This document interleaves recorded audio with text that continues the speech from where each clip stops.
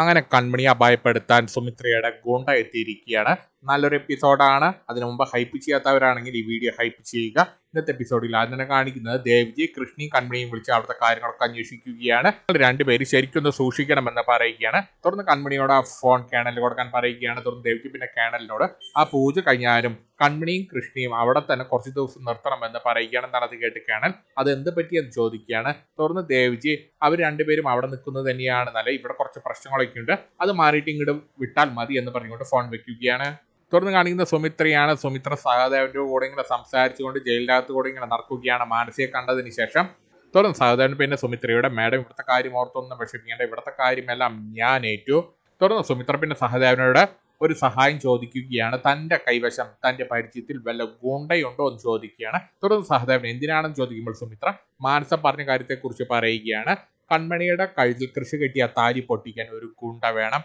തുടർന്ന് സഹദേവൻ സുമിത്രയ്ക്കൊപ്പം വന്ന ആ ഗുണ്ടയോട് അതിനെക്കുറിച്ച് ചോദിക്കുകയാണ്. നിന്റെ കൈവശം നിന്റെ പരിചയത്തിൽ വല്ല ഗുണ്ടയുണ്ടോ എന്ന് ചോദിക്കുകയാണ്.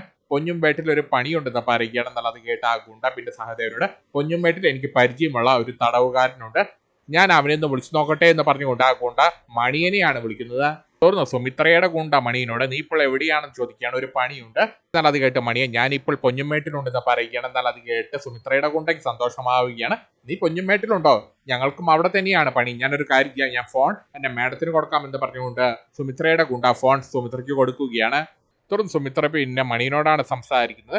എനിക്ക് നിന്റെ ഒരു സഹായം വേണം, നീ ആ പൊന്നുമേട്ടിലുള്ള ഒരു കേണലിന്റെ വീട് അറിയുമെന്ന് ചോദിക്കുകയാണ്. എന്നാൽ അത് കേട്ട് മണിയന് സന്തോഷമാവുകയാണ്. പിന്നെ അറിയാതെ ഞാൻ ഇപ്പോൾ അവിടെ തന്നെയുണ്ടെന്ന് പറയുകയാണ്. എന്നാൽ അത് കേട്ട് സുമിത്രയ്ക്ക് സന്തോഷമാവുകയാണ്. തുടർന്ന് സുമിത്ര കൃഷിന്റെയും കൺമണിയുടെയും കാര്യം പറയുകയാണ്. അവിടെ രണ്ട് ചെറുപ്പക്കാർ വന്ന് പെട്ടിട്ടുണ്ട്. എന്നാൽ അത് കേട്ട് മണിയൻ നിങ്ങൾ ആരെക്കുറിച്ചാണ് പറയുന്നത്, കൃഷ്ണനെ കുറിച്ചോ കൺമണിയെ കുറിച്ചാണോ ചോദിക്കുകയാണ്. എന്നാൽ അത് കേട്ട് സുമിത്രയ്ക്ക് സന്തോഷമാവുകയാണ്. തുടർന്ന് മണിയൻ പിന്നെ സുമിത്രയോട് ആ കൃഷ് എനിക്കൊരു പണി തന്നതാണ്, അവന് ഞാനൊരു പണി തിരിച്ചു കൊടുക്കുമെന്ന് പറയുകയാണ്. എന്നാൽ അത് കേട്ട് സുമിത്രയ്ക്ക് സന്തോഷമാവുകയാണ്. എങ്കിൽ പിന്നെ കാര്യങ്ങൾ എളുപ്പമായല്ലോ. തുടർന്ന് മണിയൻ ആട്ടെ ഞാൻ എന്ത് സഹായമാണ് ചെയ്യേണ്ടതെന്ന് ചോദിക്കുകയാണ്. തുടർന്ന് സുമിത്ര ചെറിയൊരു സഹായമാണ്, ആ കൺമണിയുടെ കഴുത്തിൽ കൃഷി കെട്ടിയ ഒരു താലിയുണ്ട്, നീ അതൊന്ന് പൊട്ടിച്ചു തരണമെന്ന് പറയുകയാണ്. എന്നാൽ അത് കേട്ട് മണിയൻ അയ്യേ ഈ വക ചീള് കേസൊന്നും ഞാൻ ഡീൽ ചെയ്യില്ല.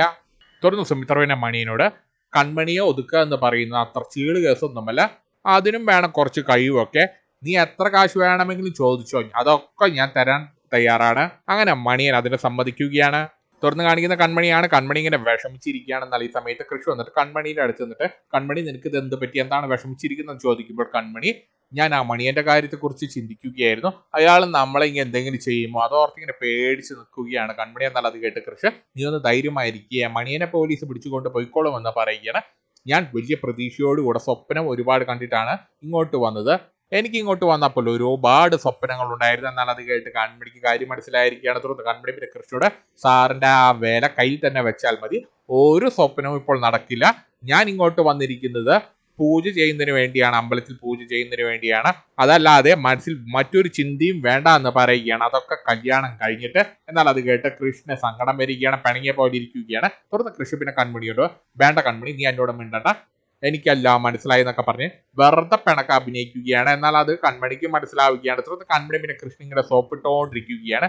അയ്യോ കൃഷ് സാർ ഇങ്ങനെ പിണങ്ങല്ലേ, അപ്പോഴേക്കും പിണങ്ങിയോ എന്നൊക്കെ ചോദിച്ച് കൺമണി കൃഷ്ണന്റെ തോളിൽ കൈയിട്ടുകൊണ്ട് കൃഷ്ണനെ ചിരിപ്പിക്കാൻ നോക്കുകയാണ്. എന്നാൽ അത് കണ്ട് കൃഷി പിന്നെ നല്ല ദേഷ്യത്തിൽ കൺമണിയുടെ കൈ തട്ടി മാറ്റുകയാണ്. എന്നാൽ അത് കണ്ട് കൺമണി പിന്നെ കൃഷ്ണനോട് സാർ എന്താണ് ഇങ്ങനെയൊക്കെ പെരുമാറുന്നത്, എനിക്കും ആഗ്രഹമില്ലാഞ്ഞിട്ടാണെന്നാണോ സാറ് കരുതുന്നത്, പക്ഷെ അങ്ങനെയൊന്നുമല്ല, ആ മണിയെ നമ്മൾ എന്തെങ്കിലും ചെയ്യുമോ എന്ന് ചോദിക്കുകയാണ്. എനിക്കൊരു ധൈര്യമില്ല എന്ന് പറയുകയാണ് കൺമണി. പക്ഷെ കൺമണി നീ എനിക്കൊപ്പം ഉണ്ടെങ്കിൽ എനിക്ക് ഒടുക്കത്തെ ധൈര്യമാണ്, മണിയൻ വരണമെങ്കിൽ വന്നോട്ടെ, അവനെ ഞാൻ ഇടിച്ച് പഞ്ചറാക്കുമെന്ന് പറയുകയാണ്. എനിക്കിപ്പോൾ നീ കൂടെ ഉണ്ടെങ്കിൽ ഒടുക്കത്തെ ധൈര്യമാണ്, നിനക്ക് വല്ല സംശയം ഉണ്ടെങ്കിൽ ഞാനത് തെളിയിച്ച് കാണിച്ചു തരാമെന്ന് പറഞ്ഞുകൊണ്ട് കൃഷി കൺമണിയെ ഉമ്മ വയ്ക്കുകയാണ്. എന്നാൽ അത് കണ്ട് കൺമണി ഒന്ന് ഞെട്ടി നിൽക്കുകയാണ്. തുടർന്ന് കൺമണി പിന്നെ കൃഷിയോട് സാർ ഇത് എന്താണ് കാണിക്കുന്നതെന്ന് ചോദിക്കുകയാണ്.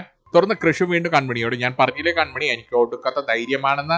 ഇതും പറഞ്ഞുകൊണ്ട് കൃഷി വീണ്ടും കൺമണിയെ കെട്ടിപ്പിടിച്ച് ഉമ്മ വയ്ക്കാൻ നിൽക്കുന്ന സമയത്ത് ഒരു മണി അടിക്കുകയാണ്. കേണലിന്റെ വീട്ടിൽ ഭക്ഷണം കഴിക്കാനുള്ള ഒരു മണിയാണ് അടിക്കുന്നത്. അത് കണ്ട് കൃഷിയും കൺമണിയൊക്കെ വേഗം തന്നെ നല്ല ഡീസന്റ് ആയിട്ടിരിക്കുകയാണ്. എന്നാൽ ഈ സമയത്ത് അങ്ങോട്ടേക്ക് ഷീലയും അതും കൂടി വരികയാണ്.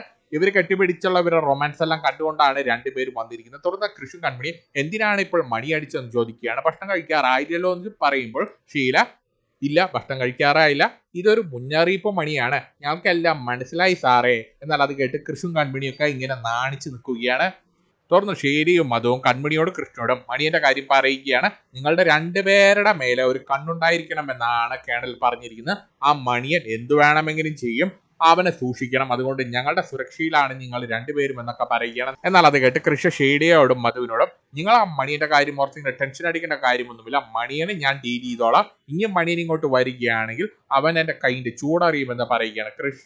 എന്നാൽ ഈ സമയത്ത് മണിയൻ കൃഷി ഇവരോട് പറയുന്നതെല്ലാം ഒളിച്ചൊന്ന് കേൾക്കുന്നുണ്ടായിരുന്നു.